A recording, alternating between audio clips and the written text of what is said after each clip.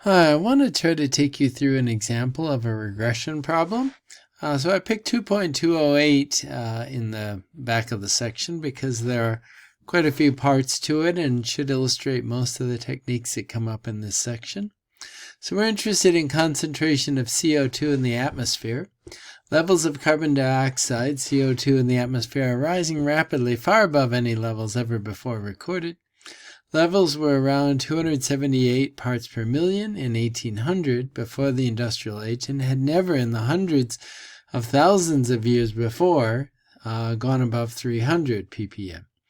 Levels are now over 400, and the table given in the text shows the rapid rise of CO2 concentrations over the 50 years from 1960 to 2010. All right, so there we can see this time slot. And this data is also available in carbon dioxide, the built-in data frame. So we're going to use this to predict CO2 levels in different years. And then there's a series of questions. Now I have this open in RStudio Cloud, so I'm going to go there and focus on that now. Let's see, I've got the, there it is. I have the script open and I've already popped it out using this feature. All right, so let's go ahead and work our way through this. I've filled in some things just because they require a bit of typing and interpretation, but I'll walk you through those. So first, I'm loading the libraries. I've read the question already. What is the explanatory variable and what is the response variable? So notice that the explanatory variable is indeed year. So year is, and CO2 concentration is the response variable, not the explanatory variable. Let's go take a look at the data here for a second. Let's see, I want to get away from that and I want to get to the command line. So here we go.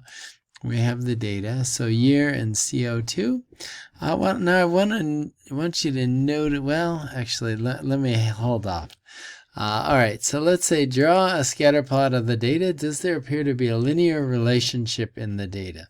All right, so we're going to draw that. So GF point, and on the y-axis we want CO2, and on the vertical or on the horizontal axis we want year and data equals carbon dioxide, and so it auto completes for me. Then I go ahead and submit.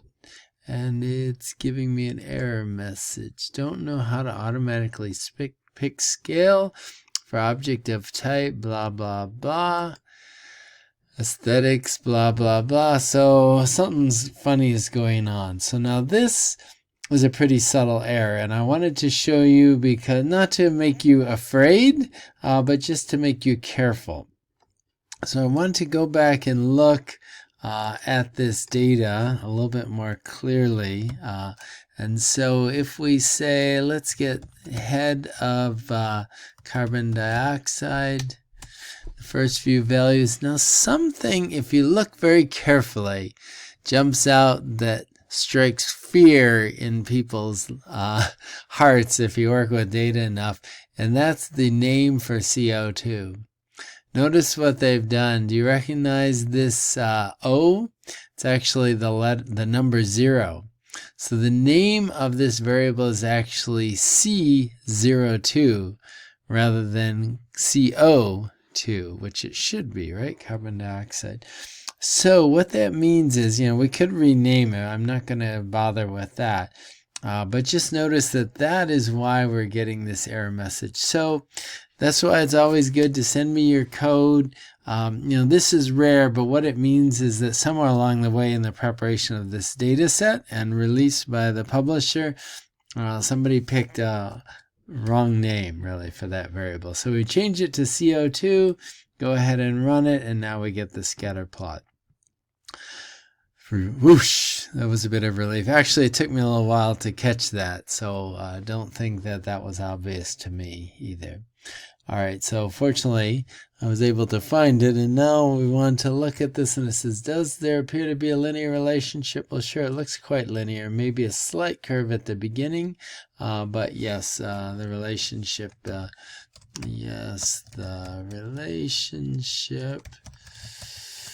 can't type, looks quite linear. Maybe we put possibly a little bit of curvature early on. All right. So now we want to use R to find the correlation between year and CO2 levels. Does the value of the correlation support your answer to part B, that there's a strong linear relationship? So remember, we learned the command core in the previous section. Well, it doesn't really matter, but we'll put CO2 first, and then we'll put year second, data equals, and that was carbon dioxide.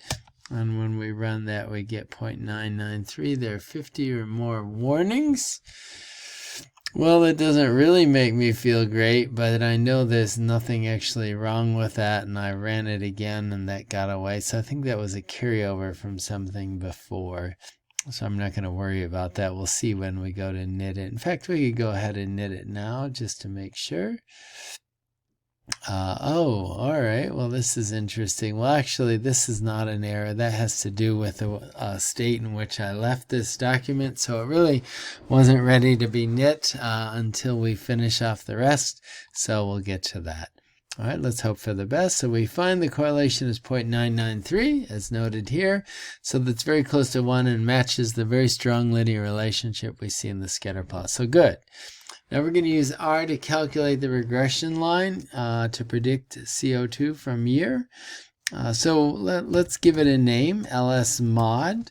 You can name it mod 1. You can name it pretty much a lot of different names. There are some, incorrect names if they say started with a number or something like that. We have to avoid.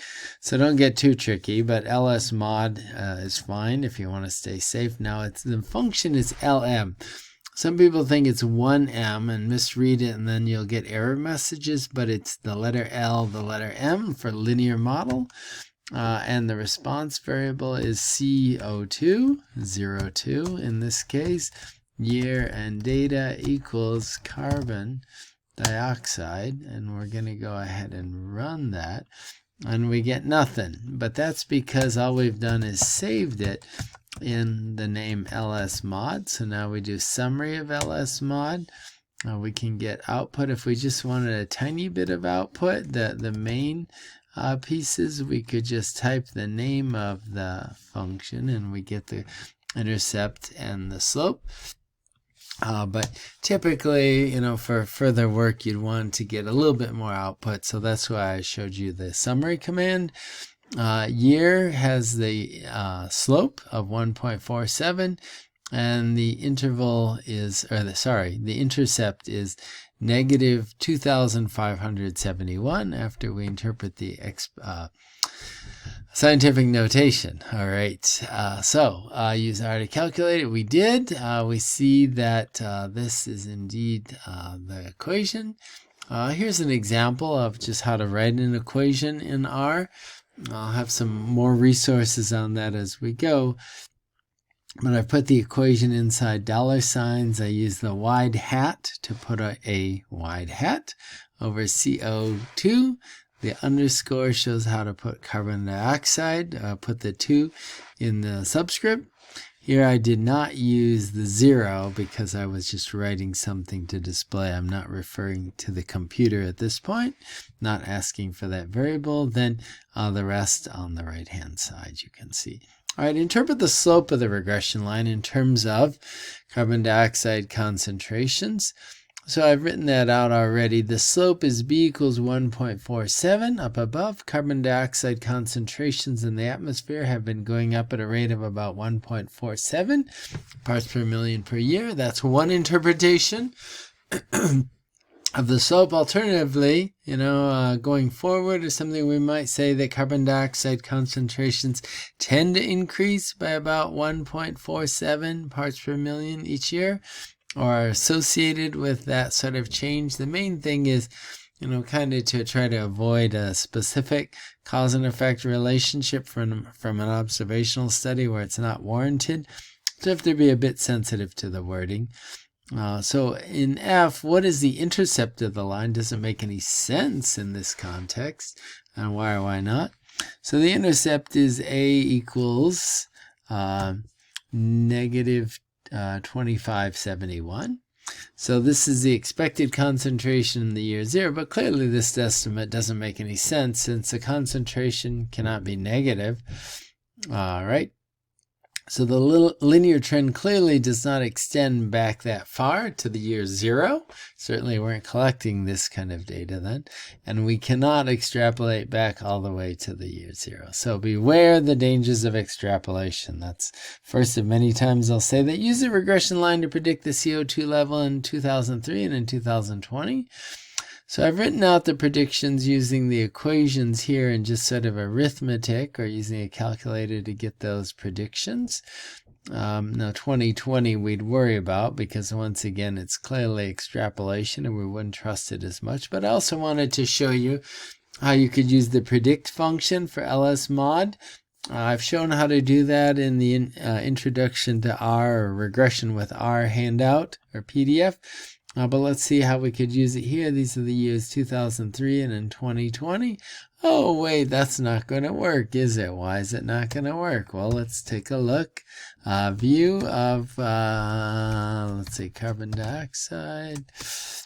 Well, the reason that's not going to work is we don't have data from 2003 or 2020, so silly me. So we can't do that, so we're not going to use R to do that calculation. We could use R. Just use the regression model as a function and calculate it, but I'm not concerned about doing that. All right, in 2020, all right, so we got the predicted values for each particular case.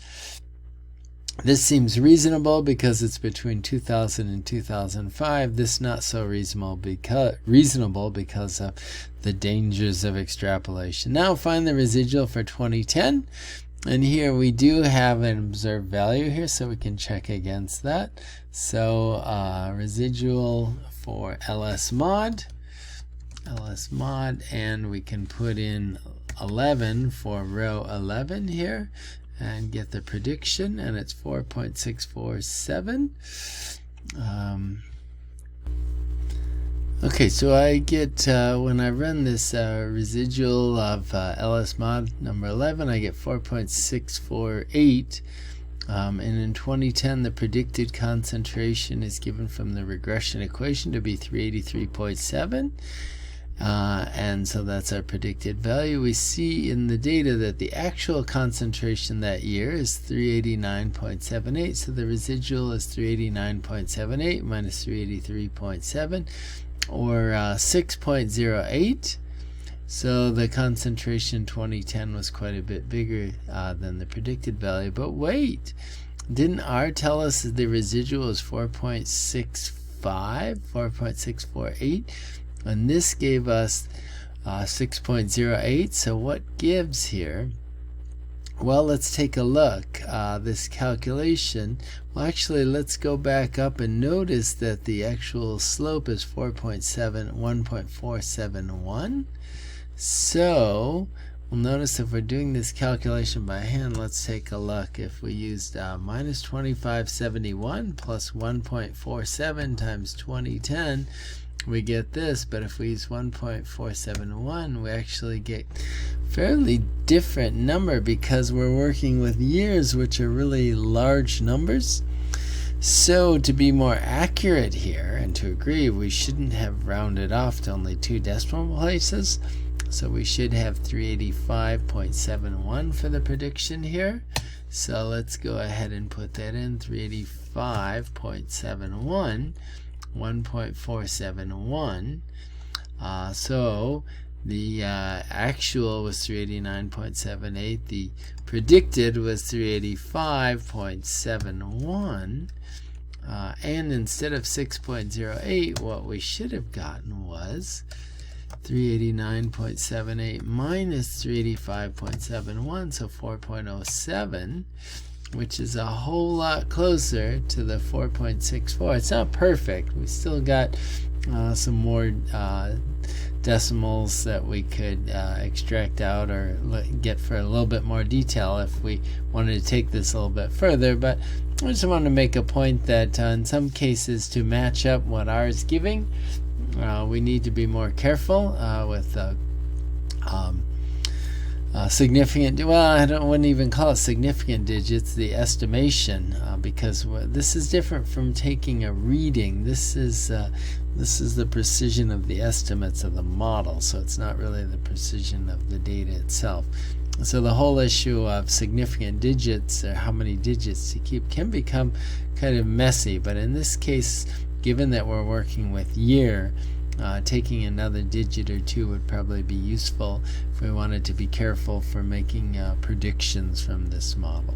Alright, so I kind of wanted to make that error and just show you what impact it might have, so keep that in mind. Alright, that's enough for this example. Again, I think it illustrates quite a few of the ideas that might come up in this section, and let me know if you have any questions about it. Thanks for listening. Take care.